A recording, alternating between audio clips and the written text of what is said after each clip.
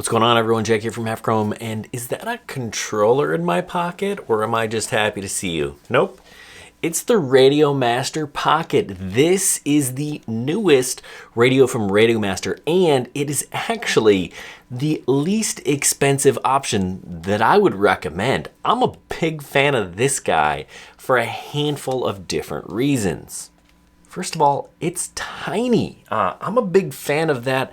I love flying these tiny whoops, and I always thought it was strange that I needed a gigantic remote to fly something this small. This takes up so much darn space. Why weren't there smaller options? Then they started to kind of trickle out, right? We had the T12 and there's the Zorro. My current radio that I use is the Radiomaster Boxer, but still they're pretty darn large. This thing is great. It's small, it's compact, and it's full of features. Stay tuned, I'm going to tell you all about it.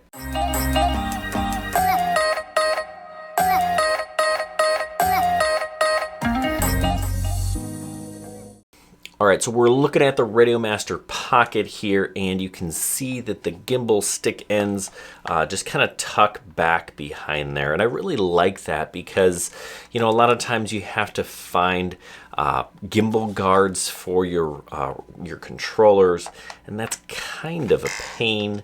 I always thought, why don't they just come right off so they don't break in your bag or something like that? But yeah, we just twist these guys on and they're ready to go. Fold the handle up and boom, you've got a working remote. Now I'm usually a pincher and this feels super comfortable. Certainly okay for thumbing as well. Just a good little radio. Welcome to Edge TX. It is, of course, running Edge TX, which is a definite bonus. That's kind of the newest in terms of firmware for these radios. Now, I have the ELRS version, and you can get either an ELRS version or a 4-in-1 module version. So if you're flying things like Free Sky or Spectrum or whatever, a lot of the hobby grade drones, that's the one you're going to want. But Express LRS is the way to go. ELRS, it's the long range system, so you're going to get the best radio link to your drone, whether it's a little one or it happens to be one of those big ones. Yeah, I can fly small and large drones with this controller. Now we do have a super bright screen. It's actually probably hard to see because it's so bright for you coming through that video. So I'm going to turn it off here because I wanted to show you something interesting on this radio. There are games on here that makes this a lot of fun. Let's go to Tetris here.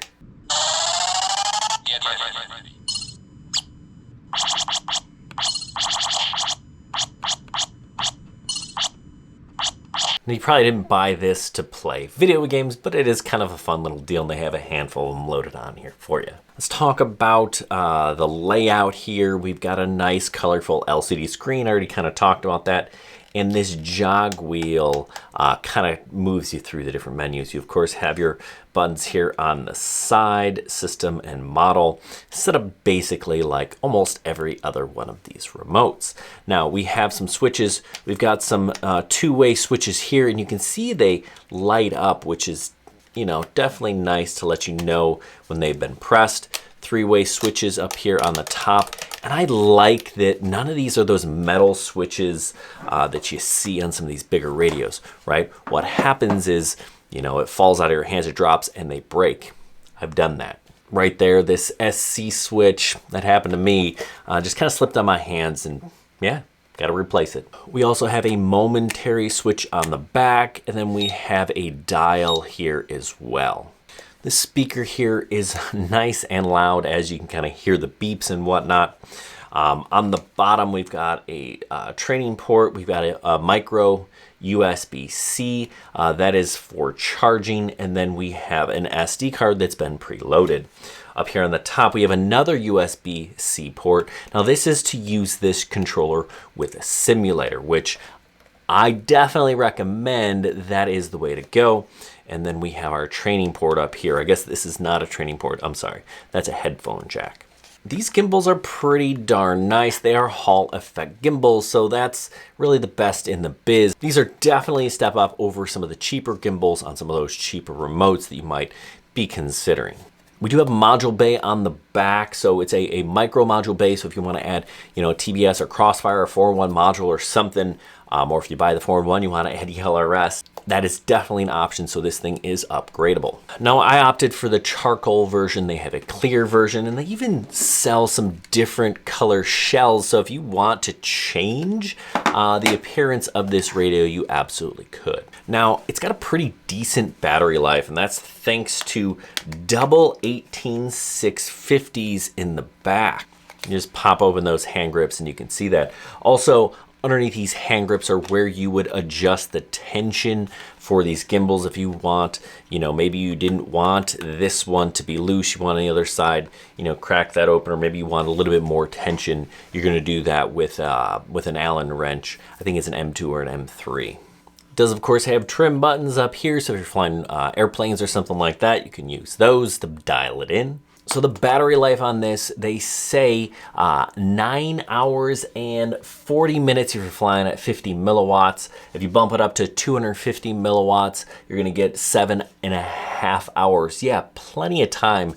Two gigantic batteries in the back of this thing. Another thing I'm a big fan of is, you know what? Like, let's say you bought, I don't know, maybe the Tiny Hawk 3 kit.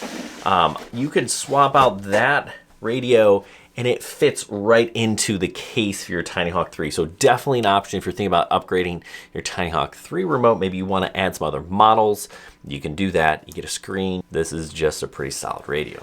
Let's compare this guy to some of the other radios you may be considering. And I think maybe the first one is the Radiomaster Zorro, because they're both kind of the smaller form factor radios that a lot of people are considering. The Zorro has a larger screen. These are upgraded gimbals. We have those metal switches that I'm not a super fan of. We got a nice metal jog wheel. Yeah, the Radiomaster Zorro is probably a more premium radio. You know, this guy's a whole lot cheaper. What about the big dog, the TX16? Well, it's gigantic and it's certainly a whole lot more expensive.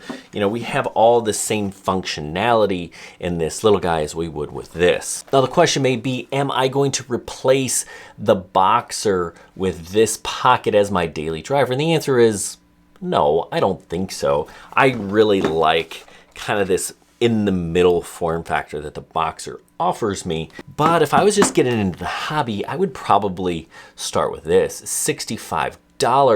Yes, 65 bucks. That's for the ELRS version. The 4-in-1 version is going to be only $55. So definitely a solid option for beginners.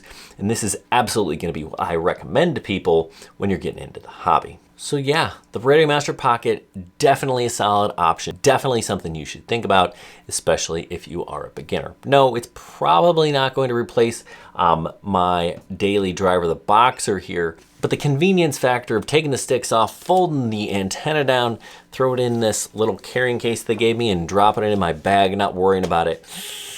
Yeah, that's appealing for sure. Anyway, I hope this was helpful. If it was, give us a thumbs up. If you're thinking about buying one of these things, there are links down below. They're affiliate links. They help support this channel. They don't cost you a thing. Anyway, hope this was helpful. Good luck, everyone, and happy flying.